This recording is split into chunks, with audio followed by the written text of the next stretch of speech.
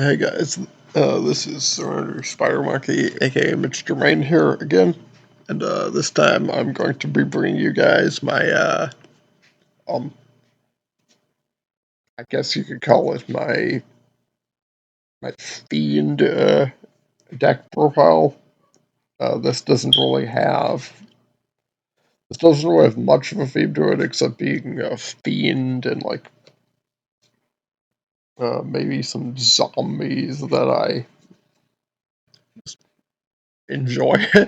Without any further ado, let's start. Uh, we got the two big bosses of the deck, Raphael, Lord of Phantasms, and Raphael, the Shimmering Scraper. Um, yeah, I'm planning on making decks spotlighting all the sacred beasts. So I don't know. I wasn't originally going to include Raphael or Shimmering Scraper in this deck, but I just thought, why not? He's powerful, and I probably won't think of any better decks to include him in, so he's there. Next is one copy of the legendary Fiend. He gains 7 attack points every turn, so if you can keep him on the field, he can get extremely powerful.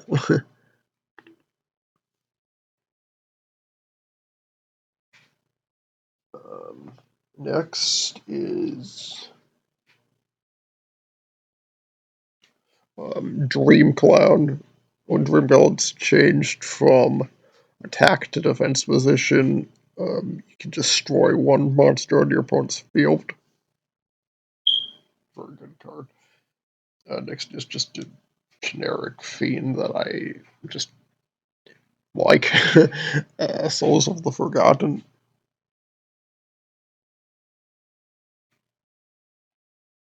Next is probably spoiling some of the other cards in this deck, but one copy of Thousand Eyes Restrict. He can be very useful in one of the deck's main combos. But next we have Deal with Dark Ruler. To summon one of the next main big bosses, the Berserk Dragon, or otherwise known as um, my preferred name from the sub, Berserk Dead Dragon, which was of course used by the Big Five slash Lecter in the Virtual World season. That really should have been a 5-on-5, including like Serenity, Duke, and Taya.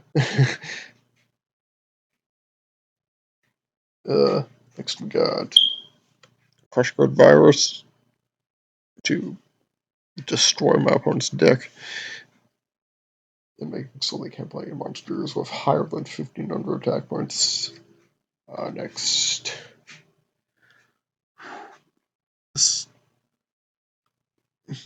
I'm noticing this order of cards is making me throw up spoilers.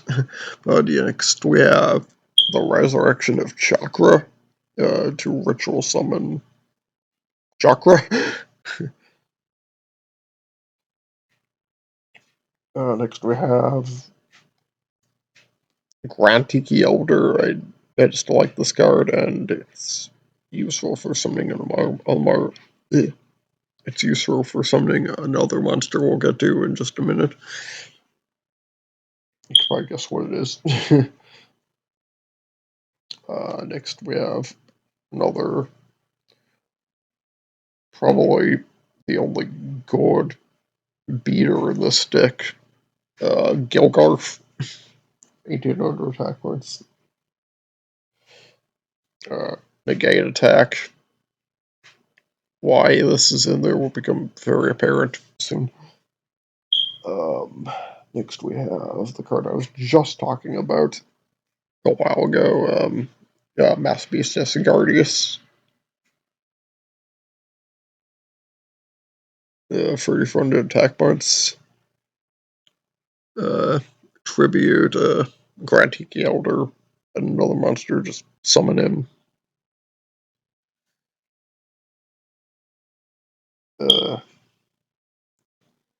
Saga the Dark Cloud to go along with Crush Card. Just a very classic monster. One of the only like non-fiends in this deck. Next we have another non-fiend. This is Berserk Dead Dragon.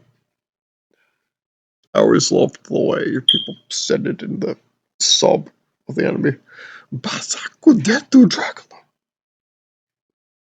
But yeah, very nice, very powerful card. Can attack every monster your opponent controls, basically. And only downside is his attacks decrease by 500 at the end of every one of your turns. So if your opponent can survive him long enough, and any other monster this deck has, yeah, he's not long for the world, honestly. But that's okay. Next, we got Morphine Jar, part of a little deck destruction, bird damage theme this deck has. Next, we got more non-fiend monsters, which is why I hesitate to call this deck a fiend deck. Dark Elf. This card is in here because of, honestly, I just like the card, and because of Jinzo in the Yu-Gi-Oh! Spirit Color video game. He uses Dark Elf, so. Electric Lizard, cute little guy. He can paralyze a non-zombie type monster who attacks him until the end for their one's next turn.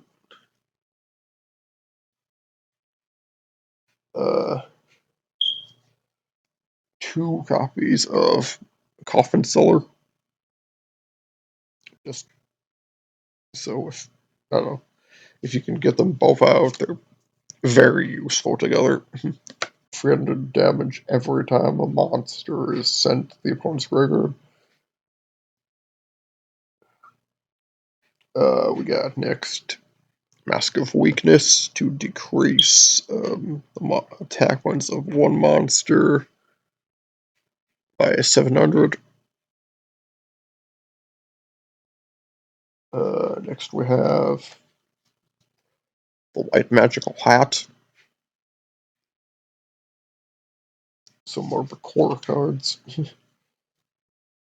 Next we have two cards that go together, honestly. We got Pumpkin, the King of Ghosts, and Castle of Dark Illusions. A nice high defense stats of 2000 and 1930, respectively. And when these two are together, they can power up zombie monsters. This deck doesn't have a lot of zombie monsters, but still good.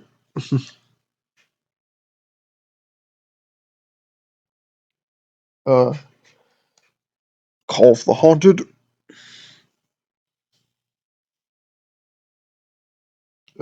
Next we got Chakra. This is in here actually because of, I want to say the Mimic of Doom uses this card in Chef Destruction, or at least its non-fiend counterpart of Talons of Shirlane. And yeah, I just always liked this card, even though it's stuff up nightmares. What can I say? Next we have Relinquished. and it's ritual, the Black Illusion ritual card. You can steal the opponent's monsters, and if they attack relinquished, you can basically, I don't know, block the attack with the opponent's monster you're destroying instead, and they take the damage instead of you.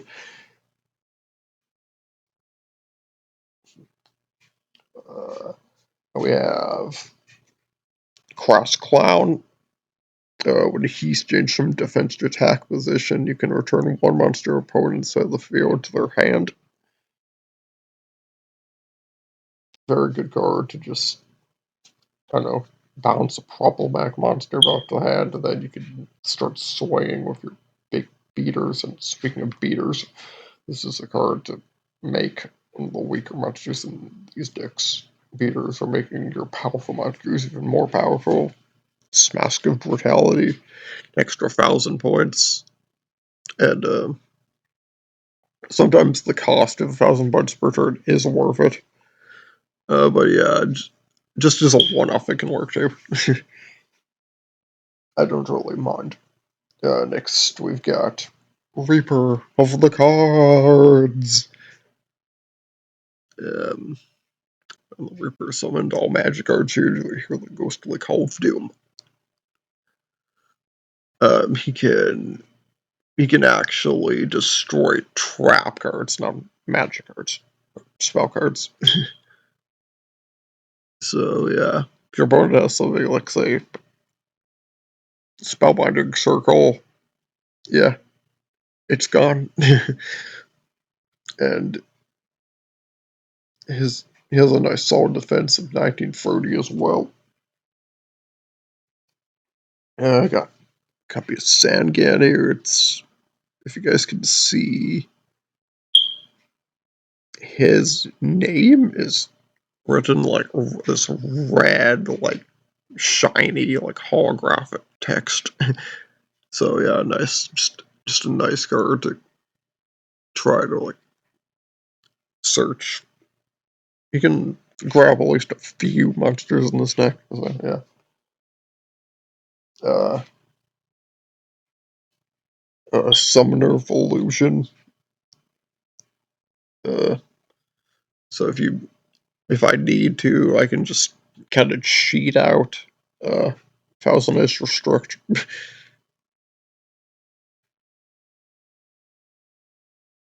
uh, Now the reason to have Thousand Ice Restrict and Relinquished and really negate attack in this deck, Jigen Bakudan.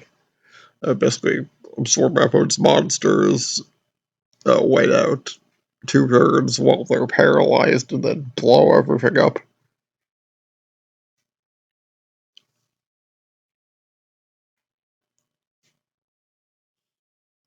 And with Coffin Seller, that could be a potentially really harmful combo to my opponent. Now we got Thousand Eyes Idol and Pulverization.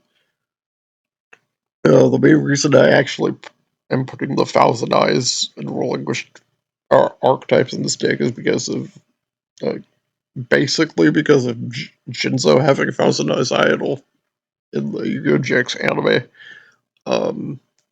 I reasoned that he probably had relinquished in Thousand Eyes Restrictor if he had Thousand Eyes Idol and specifically searched out to grab Thousand Eyes Idol with Emissary of the Afterlife's effect. So yeah.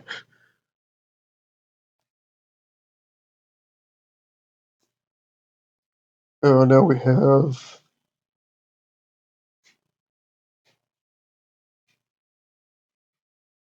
Pyramid of Wonders. All zombie type monsters you control. You gain 200 attack points for each monster your opponent controls. I put this card in here because of Panik has this card in his challenge mode deck in Legacy of the Duelist. And thought it was a neat card. Next we have 2 cards, 2 more burn cards. Mask of the Accursed and Mask of Dispel. Rack up some nice damage, especially while your opponent can't do anything under either of these effects, or Thousand Eyes Restricts effect. And seal off their cards. So I really like these mask cards. Next we have um, Doom Caliber Knight, aka Skull Discovery Knight.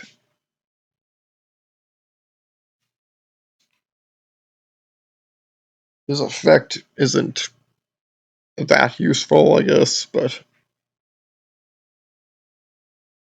um, he can't be special summoned, and if a monster effect is activated, you tribute this card and negate the activation, and if you do destroy that monster,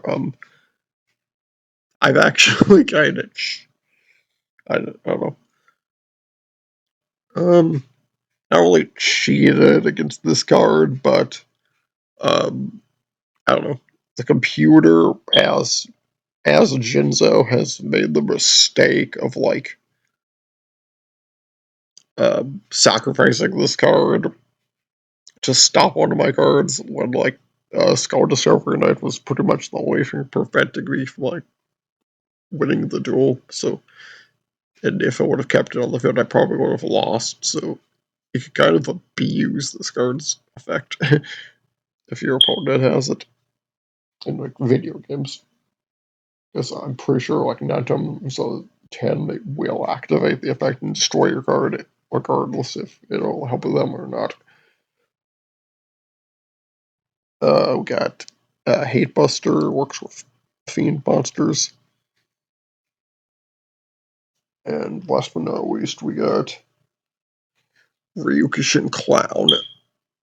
And when he summoned, he can select one face of monster from the field and change its battle position, which works with not only like the opponent's monsters, but also works to help activate Dream Clown and Cross Clown's effects.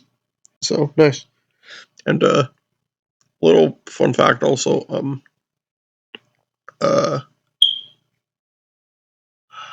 I forget his name. It's the member of Team Catastrophe that Greg Abbey voices with like Hulk the Hidden Knight.